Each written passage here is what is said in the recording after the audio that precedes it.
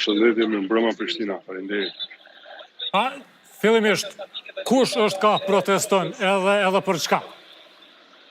Jemi tani të thuash për çfarë është çik naive, pas gjithë këtyre ditëve që po protestohet, po këtu në shesh në Tiranë, po protestojnë që nga fëmijët 1 vjeç sapo kanë filluar të ecin, e deri tek gjysher, të cilët nuk kanë pasur mundësi ose nuk e kanë dalë dot si brez kur kanë pasur kohën e tyre për të rrëzuar këtë sistem. Dhe arsyet dihen botërisht tashmë. E di gjithë Europa, e di gjithë bota për këtë ekosistem të veçantë dhe për ligjet që po bëhen dhe janë bërë për të kafshuar dhe zaptuar çdo lloj prone publike, çdo lloj mali, çdo lloj plazhi, çdo lloj deti në emër të zhvillimit dhe ne kemi parë ne qoftë në brezi millennials, që quhemi millennials, qoftë edhe brezi Gen Z, e kanë parë me sytë e tyre se si po shkatrohet çdo gjë në emër të zhvillimit.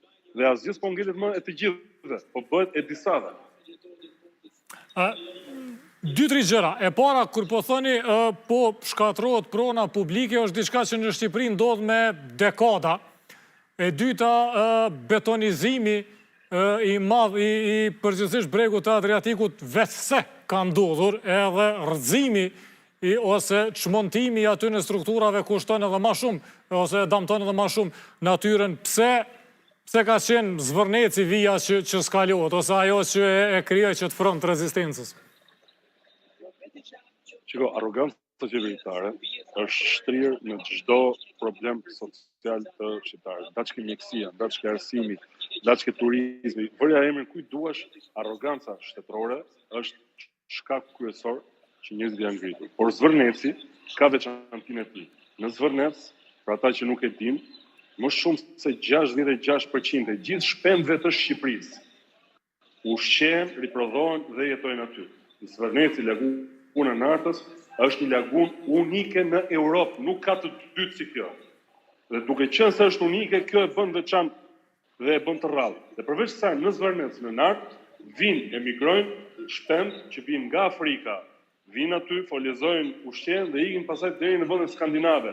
Pra ti shkatron një ekosistem që është shumë i madh se sa një zonë aq e vogël si Zvërneci, sa pika e vogël e zonjës Kumbaro, dhe kemi parë pikat e vogla të kësaj qeverie, se si është bërë, ju të gjithë e dini, besoj kur vini që bëni pushime në Shqipëri, se sa e bukur ka qenë ajo llogaraja ku ndaloj aty nga i balkoni dhe shive gjithë atë deltën e bukur të lumit Palasis, dhe si është bërë sot.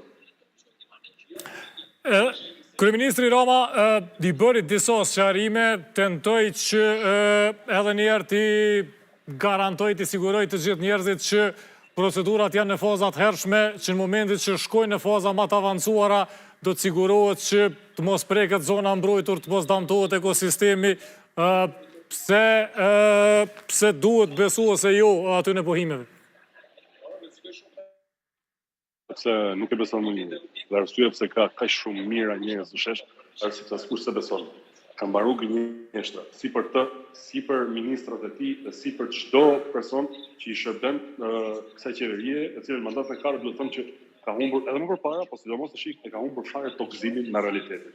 Nuk kanë fare tokëzim me realitetin. Jeton në një lloj niveli, në një lloj dimensioni që unë nuk di çfarë emri të vër, por që nuk kanë lidhje as me hallet e njerëzve, as me hallet e popullit, dhe janë duke miratuar me një iniciativë të pakuptueshëm, ligje të cilat ta heqin ty pronën, që ti e ke trashëguar për qindra vjetësh në radhë, ja japin një investitori dhe ai bëhet pronar në tokën tënde dhe ty do të shpërblen me lekë paksa paguesave.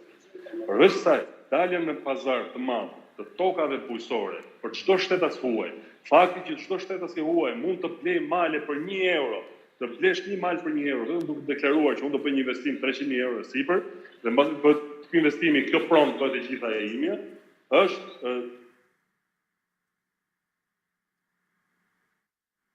ata që kanë bërë ndonjëherë çdo lloj qeverie. Ne kemi mësuar këtu në librat e historisë ku kemi qenë në të vjeçare, që mbreti Zog është tradhtar sepse ka shitur Shënaumin. Çfarë ne duhet i vëmë kësaj qeverie që kanë nxjerrë çdo gjë në shitje, Sazari.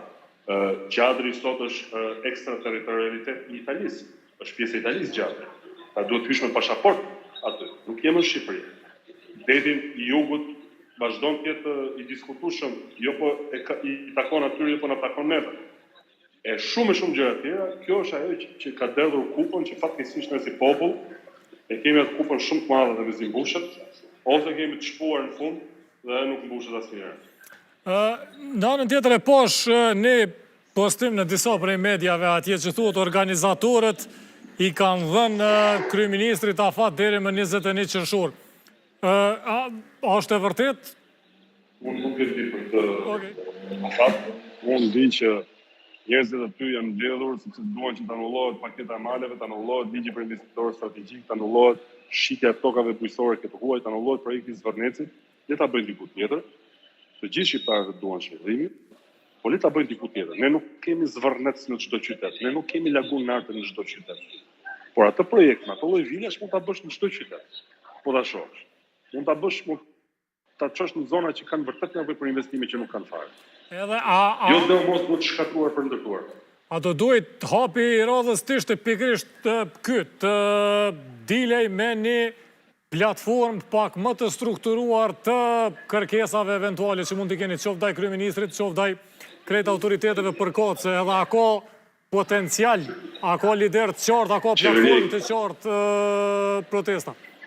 Shikoj, qeveria i ka të qarta pikat e përkëskusës dhe i ka dëgjuar për 17 ditë sot ishte dita 17 dhe nga ana tjetër televizionet fatkeqësisht kanë nisur një fushat që po përpiqen të hedhin grepat për të ngrinë kurse dhe të thonë që kjo protest nuk blen sepse nuk ka një kokë. Dhe në moment ose disa koka, dhe në moment që kjo kokë ose disa koka do dalin, të siguroj që mediat në analizat të kryet do i presin të kokat, ky është qëllimi kryesor, dhe ta zhbëjmë protestin. Nesër në Strasburg votohet në qoftë se projekti i Zvërnecit prek dhe dëmton mjedisin. Uroj shumë që europianët dhe bota, si gjithmonë, t'i dhimbset më shumë vendi jonë se ç'na dhimbset neve. A ka taktik se si veprohet nesër e tutje në rast që votimi është për ose kundër? Nuk ka taktik, po edhe sikur të kishte, nuk do donim që t'ja thonim këtë gjë publikisht, sepse mekanizmi qeveritar është aq i përparuar, aq i sofistikuar sa edhe sot, edhe dje, edhe pardje, ne shohim shenja të përpjekjes së tyre për të hedhur farën e zhbërjes kësaj proteste. Më duhet paralajmëroj kanë 1% bateri dhe mund të fiket. Atëherë okej, ju faleminderit shumë që inkuadruat, ruajeni atë 1% edhe jemi në kontakt prapë se kom fillingun që kom e zgjat kjo. Besoj se po. Faleminderit shumë dhe përshëndetje gjithë vëllezërve të motrave. Faleminderit, shkues të nderuar, ishte Florian Binaj nga Tirana, thash